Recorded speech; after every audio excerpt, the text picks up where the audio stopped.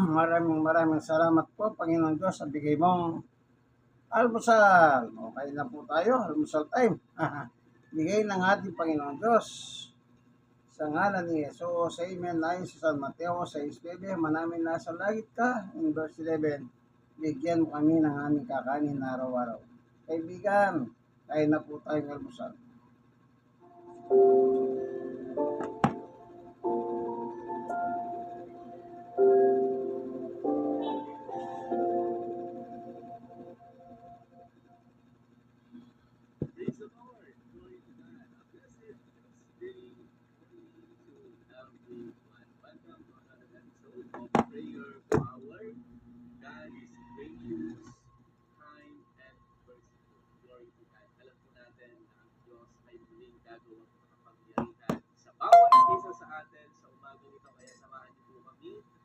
Palaban.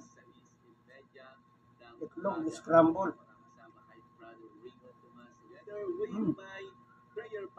Masarap, bigay ng Diyos.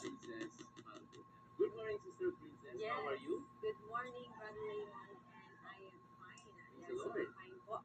And talaga namang ang Diyos ay mabuting sa bawat isa sa atin. At sa ating mga viewers ay maraming salamat po sapagkat narito po kayo sa umagang ito kung suportahan ang programa ito. Kaya wag po natin kalimutan din na i-share ang link nito sa bawat ating mga kilala, sa ating mga relatives. Kasi mas maganda, di ba, na mas maraming nanonood, mas maraming nai-inspire, mas maraming pagpapala ang maibibigay ng Diyos sa bawat isa sa atin. And also, we express our gratitude to our beloved Apostle Jonathan Esperiol na kung saan ay laging sumusubaybay at laging sumusuporta sa programa ito. At kanina ay ating napakinggan ang awiting wineskin or new wine.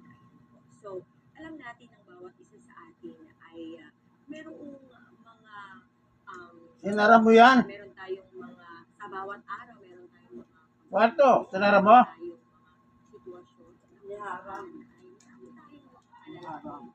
Pero alam mo, ang sabi po ng awiting ito, new wine.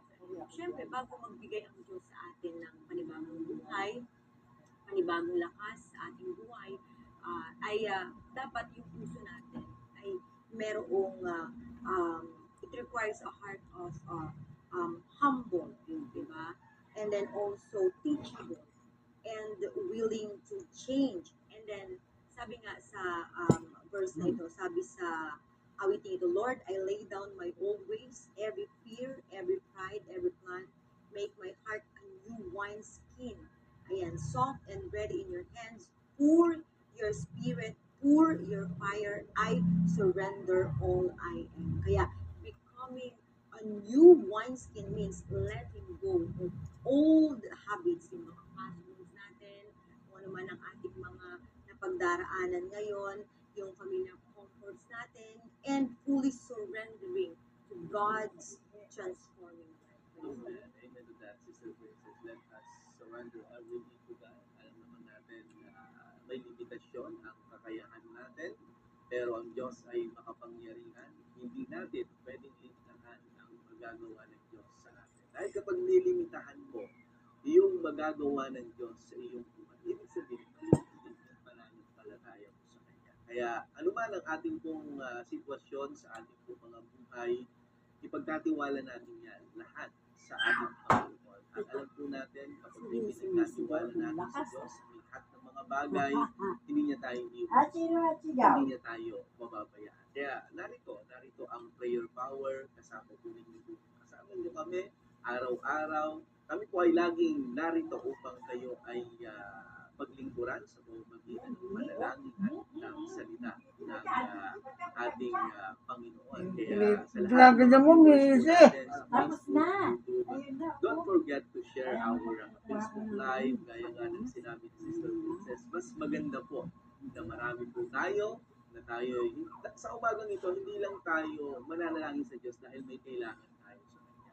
Kundi tayo ay mananalangin sa Diyos dahil magpapasalamat tayo sa lahat ng mga kabutihan na Kanyang ginagawa sa ating mga buhay, ating siyang papurihan, luwalhatiin sa umaga ito. Glory to God. Kaya sa mga pagkakataong ito, again, binabati natin ang minamahal na Pastor Jonathan Esperion. Happy viewing po to all our pastors, bishops, and to all our ministers.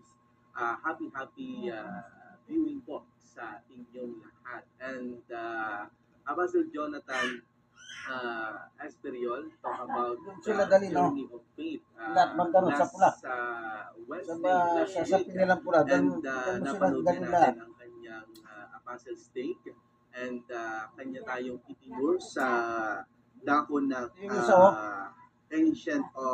ancient city of Hierapolis and the ancient city of Ephesus. And Apostle Jonathan talk about Apostle Paul sa journey ni Apostle Paul, at nakita naman natin na hindi naging madali ang paglilingkod ng minamahal na Apostle Paul sa dakon Thank ng you for watching. Hierapolis. Pero Bye. siya ay sinamahan God bless us all ng po. Bye. Panginoon.